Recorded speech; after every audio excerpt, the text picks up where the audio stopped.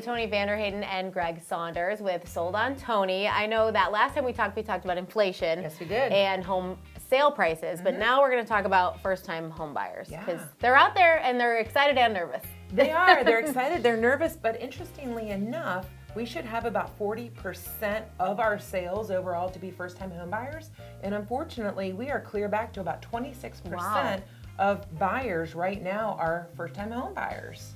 So are we trying to get up to 40%? We're trying to make it less scary for Well, them? that would be nice. And, Yeah. and we sit back and say, well, gosh, why are people not buying their first home? And there's a couple of different reasons. The first one would be inflation. If you take a look at inflation, the highest points of inflation happen to be college tuition, hospital stays, and childcare. And if you think about the first-time home buyer, a lot of times people are just getting out of college, they have college debt, and then they get married, have children in a hospital, right? And then, childcare is next. Yeah. So they really get hit with a lot of very expensive items because of inflation, and home sales are just a little bit out of their reach as far as credit scores and things like that. So Toni, are there any other options that we can consider when we're talking about these first-time home buyers and they maybe need a little help? Absolutely, they do. And the nice thing is that an option is for a cosigner to help them out. It could be a parent, a grandparent. The idea is not going to help their credit score. For example, if a buyer has a 600 credit score and the parent or the grandparent has an 800 credit score, the credit score does not mask that of the buyer, but what it does financially is that cosigner, it acts like a buttress as far as the financial standpoint. And the bank feels a whole lot better if the cosigner has money and they're partnering with their child or their grandchild. So it's a great option, and we're seeing a lot of cosigners come out and help these kids buy their first home. All right, Greg, so the problem, I guess, or the issue is that some people are content to rent. Sure. Yeah, so what does that mean for you guys when you're trying to get these homes sold? Well, basically, when I'm talking with new homeowners, whether they're friends, family, clients, customers, when they're talking about maybe they should rent instead, I always ask them, the first thing is, are you going to be in the area for 3 years or more?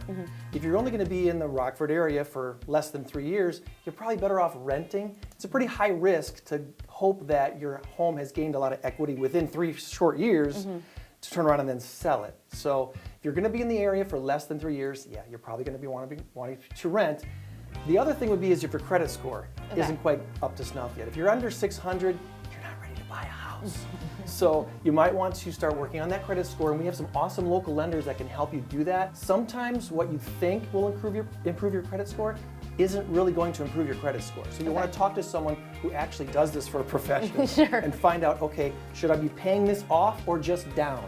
Should I be allocating more money toward this area of my finances or another area? And the local loan officers that we work with do a really great job of counseling people into getting their credit score back up. Which makes sense to, come to you guys even if you're not quite sure if it's time to buy that house, because all the things you just told me can help someone get to it eventually, and they can at least work with you to begin with, and so they're not trying to play catch up later. We hear that a lot. I'm not sure if I'm even going to buy this year yet. Well, okay, let's talk about it. Let's meet, let's go through your situation and find out if you'll be ready in 3 months, 6 months, 12 months. It doesn't matter to us as long as you want to put that effort in to get the ball rolling. We can help you do that and make sure you're going in the right direction.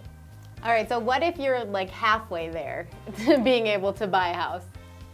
Well, you need some cash, obviously, to buy Yeah. a house, because there's going to be some expenses. There's inspections and appraisals and stuff like that. If you don't quite have all that cash on hand, liquid, ready to go, you could get a gift from a family member. And what a bank is going to tell you is they want to make sure that that gift is coming from someone who is not making it a loan. Okay. They're going to have a gift letter that basically says, I'm giving this to my child, my grandchild, and they don't have to pay it back. It is a gift 100%. And if your gift is not from a family member, that money has to, what they call season, so it's got to be actually in the bank, in your account for at least 60 days. So if your employer or a close friend wants to give you that money, that's fine, perfectly fine. Again, that gift letter that says it's a gift, and it sits in that account for at least 60 days to ensure the bank that it's a gift and not a loan. That way they can apply that toward whatever is needed for their down payment or whatever other expenses there might be with closing on a home. Coming up next on GDS Tuesday Trends with my littlest niece Gracie and her mom Erin. They are waiting in the blue room. We'll see them in a minute. Don't go anywhere.